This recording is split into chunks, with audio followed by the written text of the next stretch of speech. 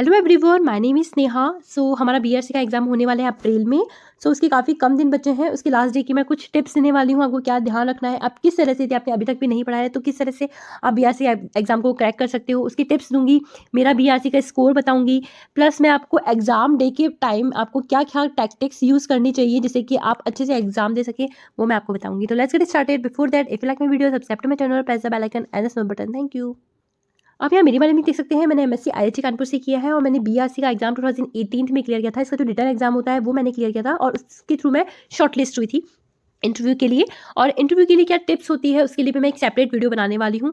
Okay, तो यहाँ पर हम सिलेक्शन प्रोसेस देखते हैं बीआरसी का। तो यहाँ पर दो तरीके से आप एज ए शॉर्टलिस्ट हो सकते हो इंटरव्यू के लिए, गेट स्कोर के बेसिस पे और रिटर्न एग्जाम के बेसिस पे। मतलब ये क्वालिफाइंग इन नेचर होता है, मतलब ये इन दोनों के थ्रू आप शॉर्टलिस्ट हो जाओगे और इंटरव्यू में आप किस तरह से परफॉर्म करोगे उस बेसिस पर आप यहाँ पर एज ए साइंटिफिक ऑफिसर बनते हो। ठीक है, तो गेट स्कोर कार्ड कौन सा वैलिड होता है? एक तो उस ईयर का जिस ईयर आप एप्लीकेशन फॉर्म भर रहे हो और प्रीवियस ईयर का। ठीक है, जैसे 2023 चल रहा है तो 2023 का स्कोर कार्ड वैलिड होगा और उसके प्रीवियस ईयर का मतलब 2022 का स्कोर कार्ड वैलिड होगा।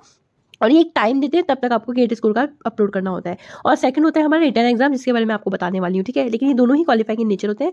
शॉर्टलिस्ट होने के बाद आपको यहाँ पर इंटरव्यू देना पड़ता है। ठीक है, और उसके परफॉर्म करने पर आपको सेलेक्ट करते हैं। हम रिटर्न एग्जाम पैटर्न की बात करते हैं। पेपर पैटर्न में क्या होगा, आपके यहाँ पर टोटल टाइम मिलेगा आपको 120 मिनट्स, मतलब 2 आवर्स में आपको पेपर कंप्लीट करना होगा। ठीक है, टोटल क्वेश्चन आएंगे आपके 100। एक क्वेश्चन की करेक्ट करने पर आपको 3 मार्क्स मिलेंगे।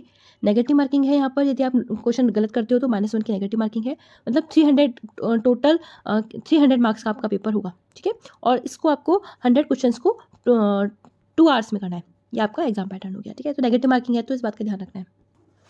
ये जो बीआरसी का जो एग्जाम होने वाला है वो ऑनलाइन एग्जाम होने वाला है। तो आपको क्या टिप्स और टैक्टिक्स यूज़ करनी चाहिए जिससे कि आप कम समय में भी ऑनलाइन एग्जाम की कट ऑफ को क्लियर कर सको, क्योंकि ये क्वालिफाइंग नेचर होता है। तो आपको जिस कट ऑफ को क्वालिफाई करना होता है तो कम टाइम में भी, क्योंकि आपने गेट का स्कोर अच्छे से नहीं किया है, गेट में अच्छे मार्क्स नहीं आए, फिर भी आपको बीआरसी को क्लियर करना है, तो आपको कौन सी टिप्स यूज़ करनी चाहिए वो मैं आपको बताने वाली हूँ। तो फर्स्ट हम देखते हैं इसका सिलेबस। तो इसका जो सिलेबस होता है ना वो गेट के इक्वल होता है। ठीक है, लेवल भी उसके गेट के अकॉर्डिंग होता है या उससे कम ही होता है। ठीक है, तो आपको सिलेबस में गेट के एग्जाम को फॉलो करना है। हमने गेट का एग्ज़ाम दिया है, नॉर्मली इसका जो एग्ज़ाम होता है वो गेट के बाद ही होता है। तो जिसने भी गेट की प्रिपरेशन की है तो वो बीएससी एग्ज़ाम इजीली दे सकता है। ठीक है, सिलेबस इसके अकॉर्डिंग ही होता है। तो सिलेबस के लिए आपको नेट का सिलेबस नहीं देखना है। ठीक है, नेट का सिलेबस थोड़ा सा हाई लेवल का हो जाता है, एमएससी लेवल का हो जाता है। एमएससी में भी थोड़ी सी अच्छे लेवल के क्वेश्चन आते हैं नेट में। तो आपको इतना नहीं पढ़ना है बीएससी एग्जाम्स के लिए, आपको गेट का सिलेबस ही फॉलो करना है, प्लस उसका लेवल ही मैच करना है।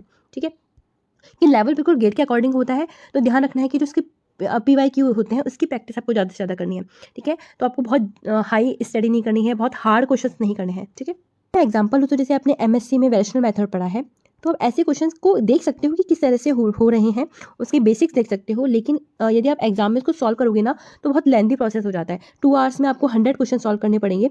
तो आप ऐसे क्वेश्चन को स्किप ही करोगे तो ज़्यादा सही है। ठीक है, तो आपको सिंपल क्वेश्चन को ही अटैम्प्ट करने की कोशिश करनी है यहाँ पर, और ऐसे ही क्वेश्चन की आपको प्रैक्टिस करनी है। तो आप गेट की पीवाईक्यू इसके लिए बेस्ट है, उसकी प्रैक्टिस करोगे तो आपका बीआरसी का जो सिलेबस है वो भी हो जाएगा और आपके एमएससी के जो कॉन्सेप्ट है वो भी क्लियर होते जाएंगे और बीएससी में वो हेल्प भी करेंगे। ठीक है, अब हम बोलते हैं कि बिल्कुल गेट जैसा है, गेट जैसा है, गेट जैसा तो है, लेकिन जैसे गेट में 10 एप्टीट्यूड्स आते हैं, यहाँ पर कोई भी एप्टीट्यूड नहीं आएगा। आपको 100 के 100 क्वेश्चन फिजिक्स बेस्ड मिलेंगे। तो ध्यान रखना है, आपको एप्टीट्यूड की प्रिपरेशन नहीं करनी है।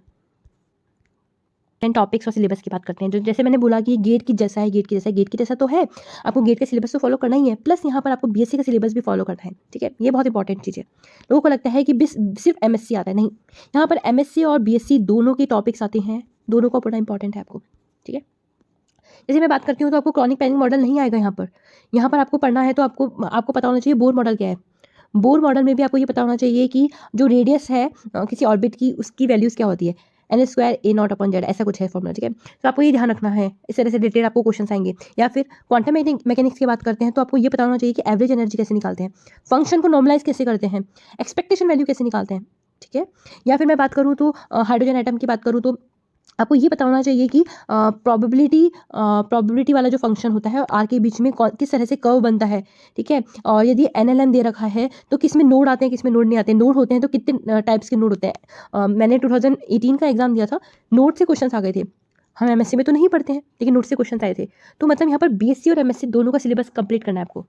तो यहाँ पर मैं आपको टाइप्स ऑफ क्वेश्चंस बताती हूँ कि किस तरह के बीआरसी में क्वेश्चंस आते हैं, क्योंकि यदि आपको पीवाईक्यू का आइडिया होगा ना किस तरह के पीवाईक्यू आते हैं बीआरसी में, तो आप उस तरह से अपनी प्रिपरेशन करोगे। राइट, सो मैंने 2018 का एग्ज़ाम दिया था, तो मुझे पता है कि क्वेश्चन किस तरह के आते हैं, वो मैं आपको बताती हूँ। देखो 30 टू 40 क्वेश्चन आपको ईज़िली मिल जाएँगे वन लाइनर, ठीक है?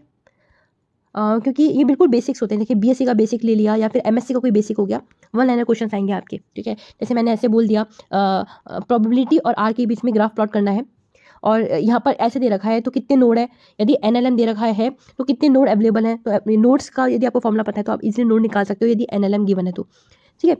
तो वन लाइनर क्वेश्चन आपको मिलेंगे, बेसिक कॉन्सेप्ट जो आपने बीएससी में पढ़ा है, जैम में पढ़ा है या फिर आप बोल सकते हो एमएससी में पढ़ा है, वो यहाँ पर आपको देखने को मिलेंगे, ठीक है?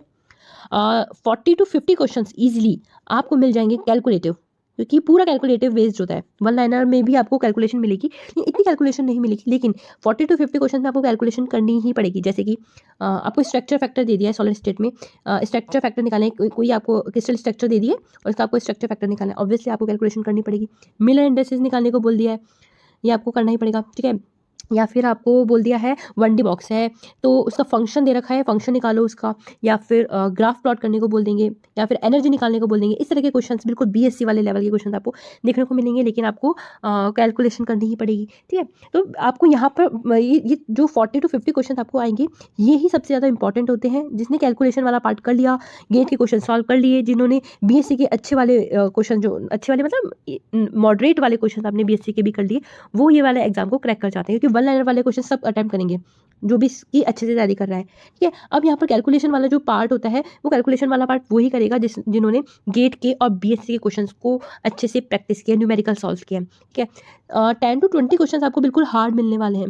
यदि आपको कट ऑफ क्लियर नहीं, आपको कट ऑफ के से भी अच्छे नंबर लेकर आ रहे हैं, तो आप इसको क्वेश्चंस को अटेम्प्ट कर सकते हो। लेकिन मैं तो नहीं अटेम्प्ट करूँगी, क्योंकि ये क्वालिफाइंग नेचर है, मतलब ऑब्वियसली बात है, आपको जस्ट क्वालिफाई करना है। लेकिन यदि आपके पास टाइम है, 2 आवर्स में भी यदि आपको टाइम मिलता है, तो 10 टू 20 क्वेश्चन जो हार्ड भी आ रहे हैं, वो भी आप इसको सॉल्व कर सकते हैं। जैसे क्रॉनिक पैनिंग मॉडल हो गया या फिर टाइम इंडिपेंडेंट जैसे क्वेश्चंस हो गए, वेरिएशनल मेथड जैसे क्वेश्चंस हो गए, इस तरह के क्वेश्चंस को आप यहाँ पर सॉल्व कर सकते हैं, ठीक है? तो यहाँ पर आपको वन लाइनर क्वेश्चंस मिलेंगे और आपको कैलकुलेशन वाले क्वेश्चंस मिलेंगे और थोड़े से हार्ड लेवल के क्वेश्चंस भी मिलेंगे, जहाँ पर कैलकुलेशन बहुत ज़्यादा मिलेगी आपको, ठीक है? मैं आपको बता चुकी हूँ यहाँ पर नेगेटिव मार्किंग -1 है, तो आपको ध्यान देना है कि यहाँ पर आपको तुक्का नहीं लगाना है। बेसिकली लोग क्या करते हैं, यहाँ पर तुक्का लगाना है। वन लाइनर क्वेश्चंस है तो आप सोचते हैं कि इस पे तुक्का लगाएंगे, नहीं भाई, नेगेटिव मार्किंग है आपके। जो आपके नंबर आने वाले हैं उसमें भी आपके माइनस हो जाएंगे, ठीक है? एक एक नंबर बहुत इंपॉर्टेंट हो जाता है जब भी आप इस तरह के कॉम्पिटिशन एग्जाम देते हो। आपको क्वालिफाई की तो करना है, तो तुक्का नहीं लगाना है, ठीक है? तो आप अच्छे से प्रिपरेशन कर सकते हो, फॉर्मुला शीट बना सकते हो, ठीक है?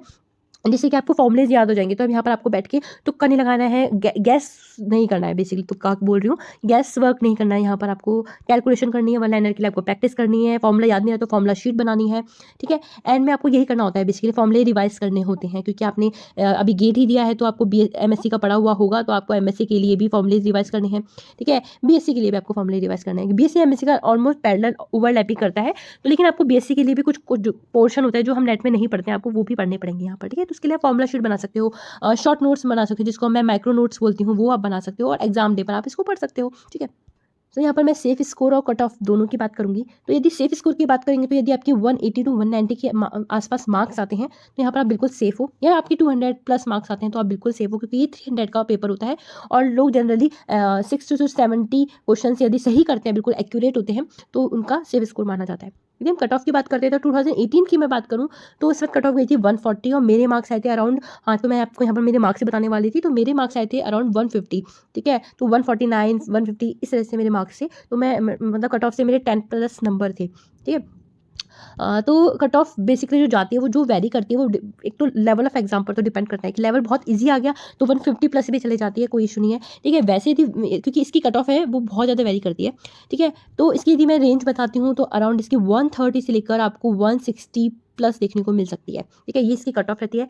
और यदि सेफ स्कोर की बात करें तो 180 से 190 के बीच यदि किसी के नंबर आ रहे हैं तो वो टॉपर्स में ही काउंट होते हैं और वो क्वालिफाई माना ही जाता है, ठीक है? तो आपको कितने क्वेश्चंस करने चाहिए? तो यदि आपने 50% क्वेश्चंस भी सही कर दिए हैं, ठीक है? यदि पेपर हार्ड है और 50% क्वेश्चन आप बिल्कुल करेक्ट करते हो, तो आप इस पेपर को क्वालिफाई कर जाते हो, ठीक है? तो आपको 100% क्वेश्चन करने ही नहीं है, ठीक है? आपको एक तो वन लाइनर क्वेश्चंस पर अपना फोकस करना है, और एक जो आपके 40 टू 50% क्वेश्चन जो कैलकुलेटिव, मॉडरेट और ईजी वाले कैलकुलेशन वाले क्वेश्चन आते हैं, आपको वो सही कर देते हो, तो आप इस एग्जाम को क्वालिफाई कर जाओगे। एग्जाम बहुत ही सिंपल होता है इसका, रिटन एग्जाम, ठीक है? और यदि थोड़ा सा पेपर इजी दिख रहा है आपको, तो आप 60 से 70% का क्वेश्चंस करने की कोशिश करोगे, तो भी आपका एग्जाम क्वालिफाई हो जाएगा, ठीक है? तो इसमें आपको हार्ड क्वेश्चंस को अटेम्प्ट करने की जरूरत नहीं है। तो एग्जाम पेपर आपको क्या क्या ध्यान में रखना है वो मैं आपको बताती हूँ। देखो, आपको 2 आवर्स ही मिलने वाले हैं इस एग्जाम को सॉल्व करने के लिए, ठीक है। 100 क्वेश्चन है, तो आपको ध्यान रखना है कि आपको हार्ड क्वेश्चंस पे और जो बहुत ज़्यादा कैलकुलेटिव पार्ट है उसको स्किप करने की कोशिश करनी है, तभी आपका पेपर आप 100 क्वेश्चन देख पाओगे। तभी आप ये देख पाओगे कि कौन से वन लाइनर है, कौन से ईजी वाले कैलकुलेशन वाले पार्ट है, ठीक है। यदि आप एक ही क्वेश्चन पे स्टिक रह गए ना, तो आपका पेपर छूट जाएगा, ठीक है। आप 100 क्वेश्चन देख भी नहीं पाओगे। काफ़ी बच्चे ऐसे होते हैं जो एक ही क्वेश्चन पे स्टिक हो जाते हैं कि हमको ये क्वेश्चन सॉल्व करना है। नहीं भाई, आपके पास 2 आवर्स ही है और आपको 100 क्वेश्चन सॉल्व करना है। तो आप इस एग्जाम को क्वालिफाई कर जाओगे यदि आपने वन लाइनर क्वेश्चंस को अच्छे से जल्दी जल्दी देख लिया है और आपने जो ईजी टू मॉडरेट क्वेश्चंस को भी सॉल्व कर लिया है, तो इन 2 आवर्स में, ठीक है। यदि आपने कोई हार्ड क्वेश्चन पर ही स्टिक रह गए तो ये क्वेश्चन नहीं होगा। ध्यान रखना है, इसमें सिर्फ 2 आवर्स मिलेंगे। गेट एग्जाम की तरह आपको 3 आवर्स नहीं मिलेंगे।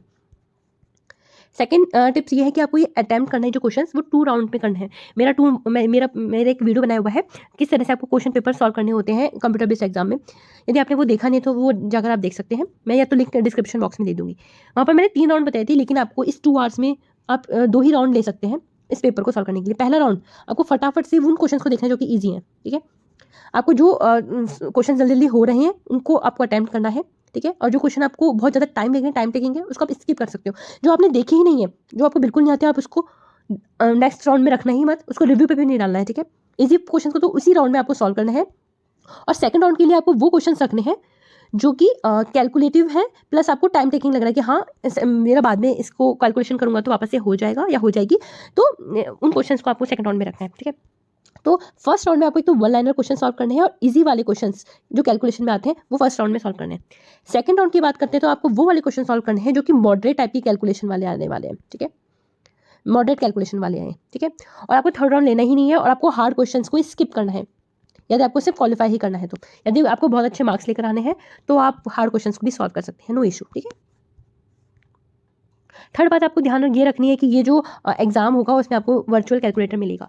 काफ़ी लोग ऐसे होते हैं जिनको पता नहीं होता है कि बीआरसी का एग्जाम में वर्चुअल कैलकुलेटर मिलने वाला है, ठीक है। यदि आपको पता है कि वर्चुअल कैलकुलेटर मिलेगा तो लोगों को यूज़ भी करना नहीं आता है वर्चुअल कैलकुलेटर। वो बोलते हैं कि काफ़ी टाइम लग रहा है टिक टिक टिक टिक करने में, तो वो यूज़ ही नहीं करते वर्चुअल कैलकुलेटर, खुद से कैलकुलेशन करना लग जाते हैं जो काफ़ी टाइम टेकिंग हो जाता है, क्योंकि न्यूमेरिकल तो आएंगे आपको, इसको देखने को मिलेगा ही, ठीक है। तो आपको करना क्या है, आपको गूगल करना है। गूगल पे आपको वर्चुअल कैलकुलेटर मिलेगा, आपकी 7 to 8 डेज में आपकी अच्छे से प्रैक्टिस हो जाएगी। आप वर्चुअल कैलकुलेटर को यूज़ कर सकते हैं, ठीक है। मेरी तो यही एडवाइस है कि आप वर्चुअल कैलकुलेटर को एक बार हैबिचुअल हो जाएंगे तो आप एग्जाम में अच्छे से यूज़ कर लेंगे इसको, ठीक है। तो वर्चुअल कैलकुलेटर को यूज़ करना ही पड़ेगा आपको। कैलकुलेशन बहुत कभी कभी बहुत ज़्यादा हार्ड जाती है तो आपको यूज़ करना ही पड़ेगा। तो एक बार आप वर्चुअल कैलकुलेटर को के हैबिचुअल हो जाइए, एग्जाम में जाने से पहले इसकी प्रैक्टिस कर लीजिए, ठीक है।